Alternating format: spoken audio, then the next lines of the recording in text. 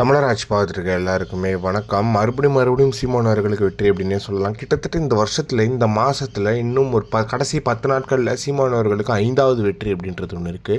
அதாவது என்ன அப்படின்னு பார்த்தீங்கன்னா, எம்புரான் ஒரு திரைப்படம் வந்தது. இந்த படத்தை யார் இயக்கியிருக்கா அப்படின்னு பார்த்தீங்கன்னா பிருத்திவிராஜ். இந்த படத்தில் வந்து மோகன்லால் வந்து ஹீரோ நடிச்சிருக்காரு அப்படின்றதுலாம் இருந்துச்சு.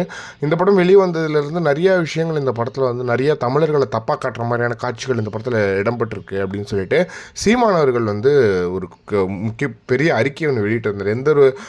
எந்த ஒரு தலைவருமே வெளியிடாததை சீமான் அவர்கள் வெளியிட்டிருந்தார் அப்படின்றது ஒன்று இருக்குது. இந்த நிலையில் எம்புரான் படத்தில் முல்லை பெரியார் அணை தொடர்பான காட்சிகள் நீக்கம், முல்லை பெரியார் காட்சிகள் நீக்கப்பட்டது தமிழகத்தில் காட்சியளிக்கப்படுகிறது அப்படின்னு சொல்லிட்டு முதல்வர் மு.க. ஸ்டாலின் அவர்கள் எங்கே சொல்லியிருக்காரு அப்படின்னு பார்த்தீங்கன்னா, சட்டசபையில் இந்த விஷயத்த சொல்லியிருக்காரு அப்படின்றது ஒன்று இருக்குது. ஏன் அப்படின்னு பார்த்தீங்கன்னா வந்து சீமான் அவர்களுக்கு நீங்கள் பதில் சொல்லணும், சட்டசபையில் தான் சொல்லணும். என்ன சீமான் அவர்கள் எம்எல்ஏ இல்லை, அதுவும் ஆகிடும் 2026 எம்எல்ஏ ஆகிடுவார், இன்னொரு 1.5 வருஷம் தான் இருக்குது அப்படின்றது ஒன்று இருக்குது. எனவே வந்து ஒரு விஷயத்தையும் சீமான் அவர்கள் சொல்லி செய்கிறதுக்கு நீங்கள் ஏன் சிஎம்மாக இருக்கணும் அப்படின்றது ஒன்று இருக்குது. பேசாமல் சீமானே சிஎம்மாக இருந்து சிஎம்மாக இருந்தால் கரெக்டாக இருக்கும் அப்படின்றது ஒன்று இருக்குது. எனக்கு தெரிஞ்சு அவர் தான் சிஎம்மாக இருக்கார் அப்படின்றதுல எந்த ஒரு மாற்றமே கிடையாது. ஏன்னா ஒரு விஷயங்களையும் சீமான் சொல்ல நீங்கள் செய்ய, சீமான் சொல்ல நீங்கள் செய்ய அப்படின்னு இருக்கிறது. சீமானுக்கே அந்த சீட்டை கொடுத்துட்டிங்கன்னா சீமானை செஞ்சுட்டு போய்டுவார், நீங்கள் சொல்லணும் அப்படின்றது ஒன்று இருக்குது.